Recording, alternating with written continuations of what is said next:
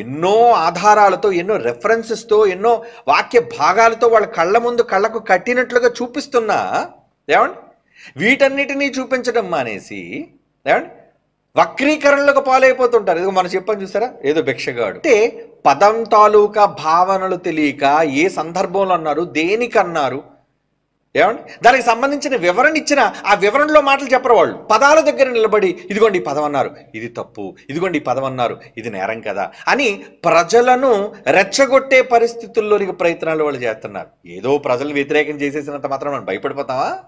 ఏమండి ఆయన ప్రజల కోసం మనం ఏమైనా బ్రతుకుతున్నావా? నాటి తప్పుడుగా వక్రీకరించి ప్రజల మధ్య నేరస్థాపన చేయడానికి, ఏదో మనల్ని బ్యాట్ చేయడానికి, మన మీద వ్యంగ్యం మాట్లాడడానికి, మనల్ని ప్రజల మధ్య తప్పుడు వారిగా చిత్రీకరించాలని ఏదో తపన పడిపోతున్నారు.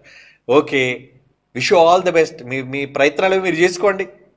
మేము ఆ ప్రయత్నాలకి ఎప్పుడు భయపడేవాళ్ళం కాదు.